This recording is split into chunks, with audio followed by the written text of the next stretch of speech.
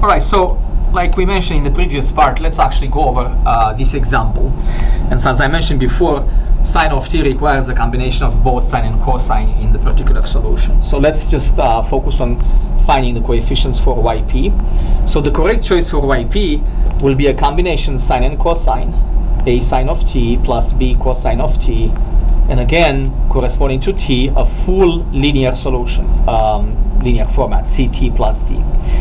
Again, I can't stress this enough. Notice you have to take its most general format that matches the f of t. Just because I have t, I can't assume that the particular solution is just a coefficient times t.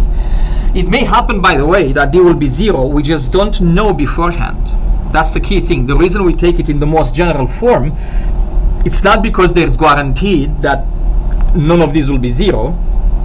Some of them may be 0, but we cannot tell beforehand. So to make sure we match the correct solution, we need to take its most general format.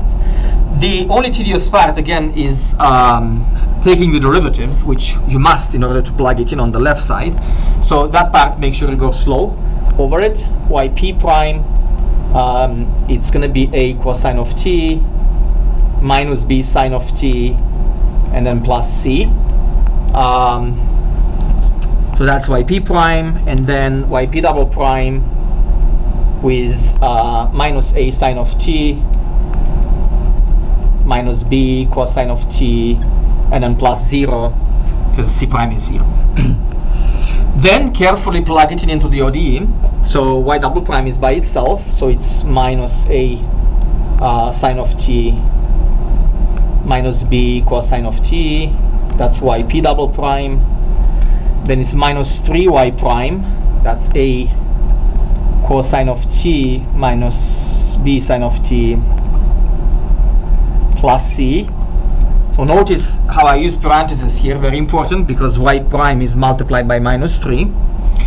And then plus 2 times y,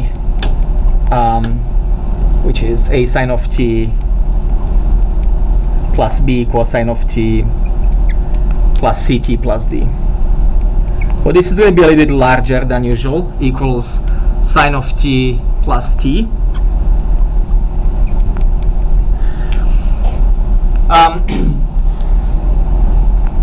Right, so that's yp prime, and that's yp.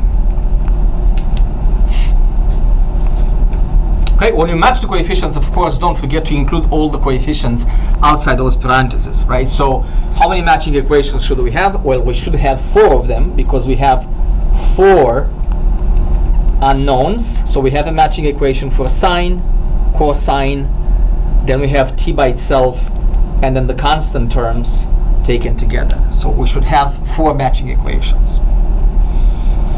All right, so let's look carefully about coefficients of sine of t. They come from minus a, pay attention here, minus 3 minus b, that's plus 3b, and then plus 2a combined should give me sine of t, so the coefficient should be 1. Following up with minus b, right, for the coefficient for cosine of t, so that's minus b minus 3a plus 2b. Might be useful maybe to pause and try to anticipate and write down the equations yourself before I do that, so that you can confirm. There's no cosine of t on the right hand side, that means these should cancel. So the coefficient of cosine should be 0.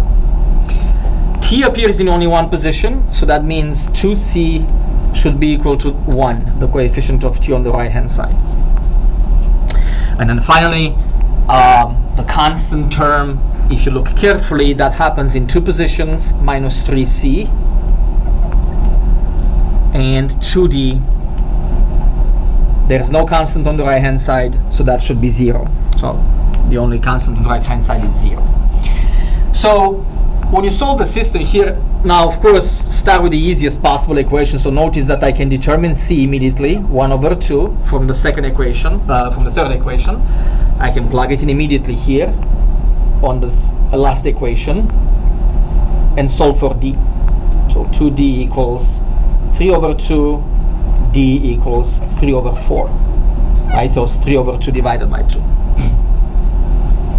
And then you're left with a 2x2 system in A and B, which you should solve by elimination. So this will be A minus A plus 3, that's A plus 3B equals 1. And then minus 3A plus B equals 0. Always use the elimination when you have a 2x2 linear system because it's faster.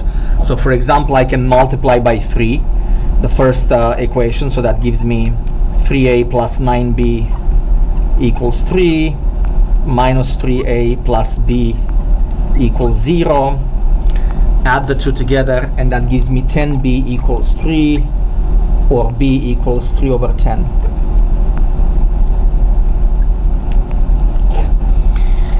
Then plug it into one of these equations. Let's say the first one, so A plus 3B becomes 9 over 10 equals 1. So A is 1 minus 9 over 10, which is 1 over 10. So when everything is said and done, your particular solution for this problem will be A sine, what was it? 1 over 10. So 1 over 10 sine of t, B cosine, that's 3 over 10 cosine of t, ct, c is 1 over 2, so plus t over 2 plus d is 3 over 4. So that's the particular solution that you need to add to the homogeneous part. So notice in this case that all of these constants were non-zero. So again, notice the reason actually we take both sine and cosine, although your f of t, your right hand side of the ODE, has only sine of t. So that being said, the last thing to keep in mind, and on the next part of the lesson, again, we're going to go over a more detailed way of how to choose this YP in more complicated situations. So in those situations, we won't solve for A and B. But the last thing I want to talk about today is the so-called duplication situation. So the duplication situation is when you have a duplication between the right-hand side and the homogeneous part of the solution. So let me actually illustrate it. I'm going to do it in this part, so I'm going to just erase this for now. So let's illustrate it with an example.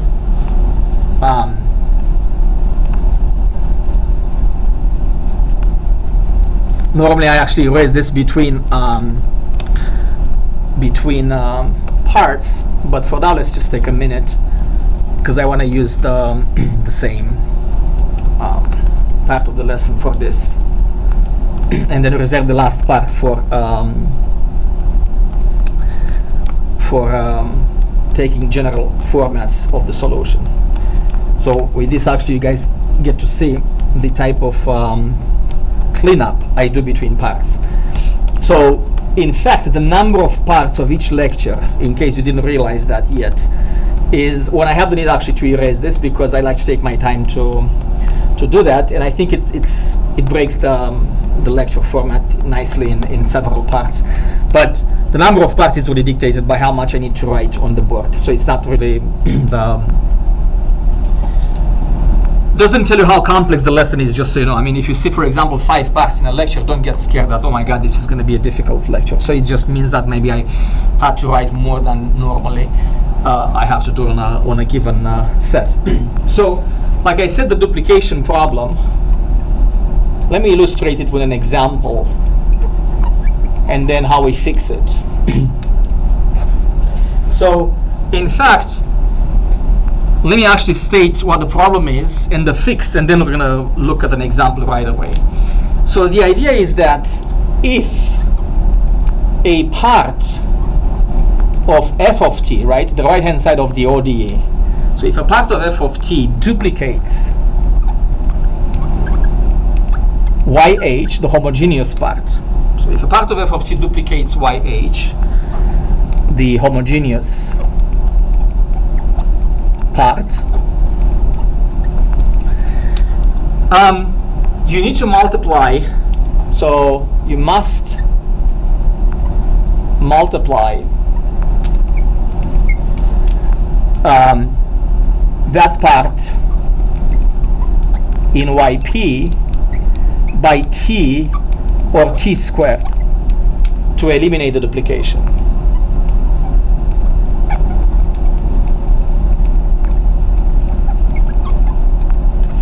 This extra t, you will see, causes a product rule, which you actually need to avoid the problem caused by the duplication issue. So let's actually get straight to the example to understand what this duplication is and why is it a problem to begin with. So suppose, for example, let's see, I have an example here.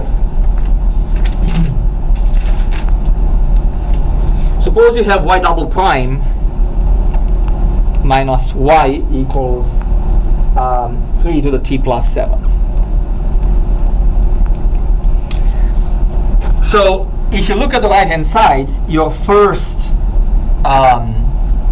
idea is to choose yp. So you would try yp to be a constant e to the t plus b. And that's normally how you use the table. That's what you would do, right? I mean, you identify a constant by itself, an exponential, so therefore the particular solution should be a constant e to the t plus b. But I want you to look carefully what happens if I plug this into the ODE. So I need to plug in y double prime because there's no y prime. I need to compute y prime, but what I have to plug in is yp double prime, which is a e to the t. So when I plug in yp double prime on the left side and try to match 3 to the t plus 7, notice a e to the t will cancel. A e to the t is yp double prime, yp is a e to the t plus b. So these two cancel, and the matching will be minus b, which is a constant, e to the 3 to the t plus 7. So the constants will match, but there is no matching for 3 to the t. So basically a disappeared on the left side, and that's bad because you need to have a constant e to the t, a non-zero constant e to the t to match 3 to the t. You must have a constant times e to the t. And with that choice for yp, you can do that because a disappears. So why does that happen? Well, why did it happen? All you gotta do is to basically look carefully what the homogeneous part of the solution looks like.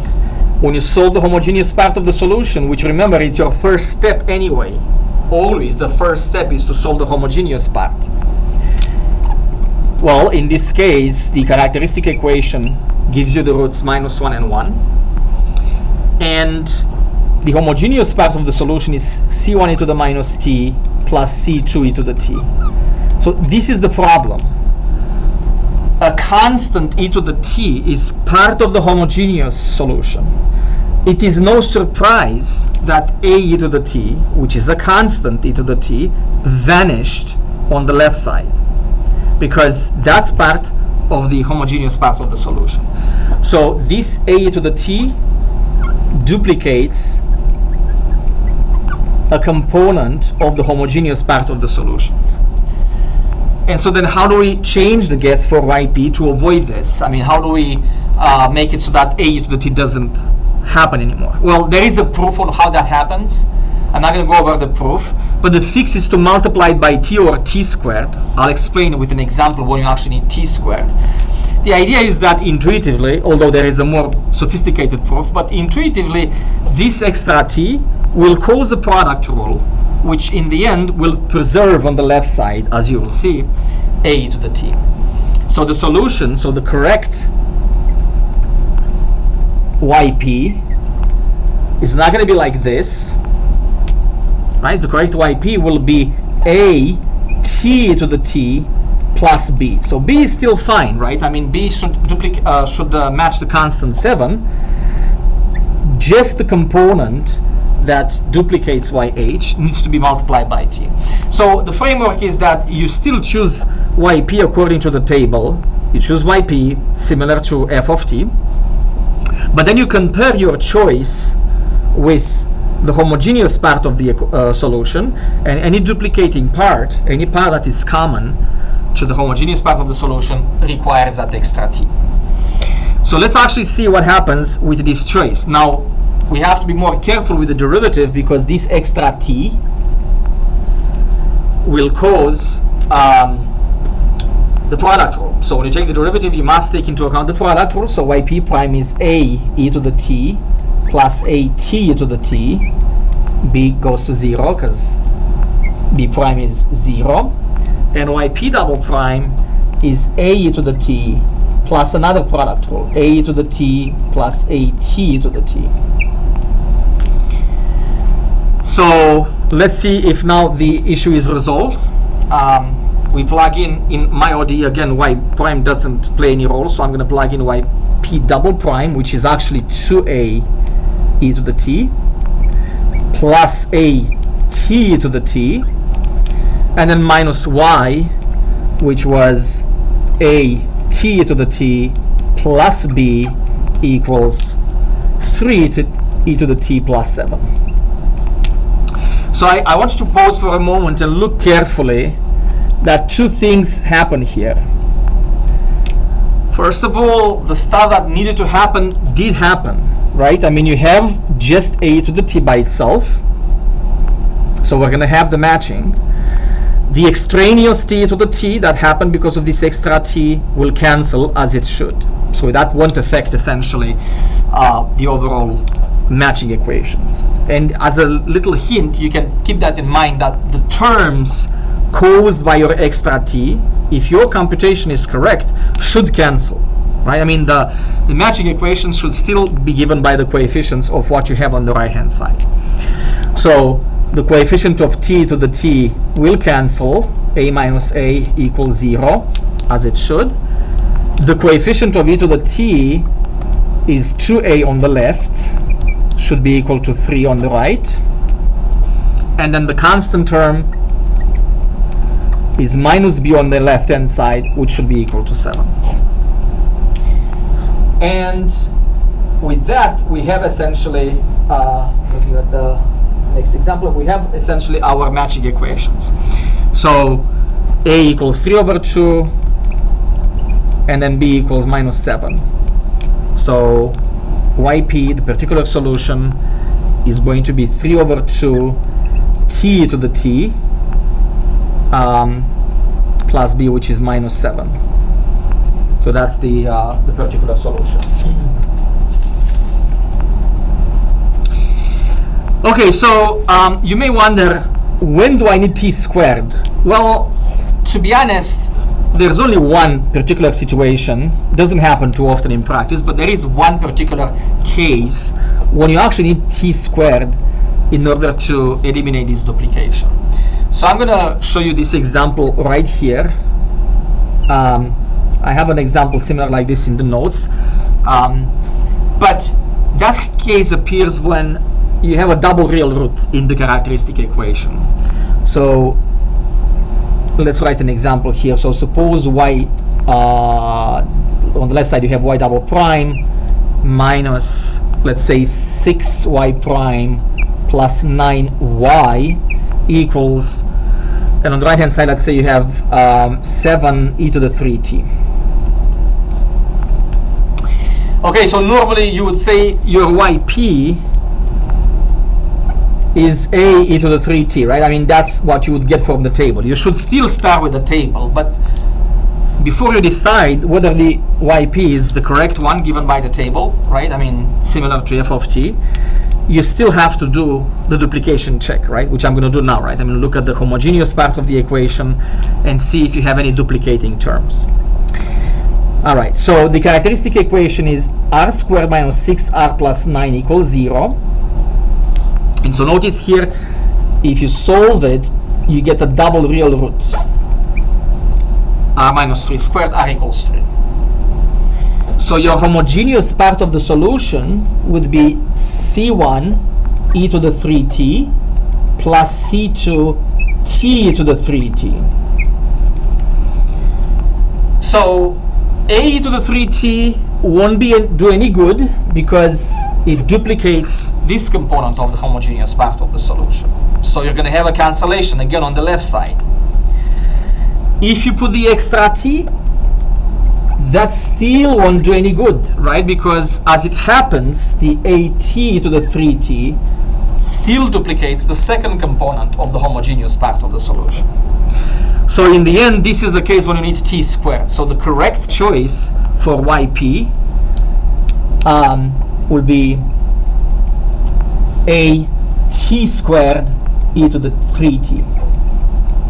So this is the format that you must use when you proceed with the method of undetermined coefficients.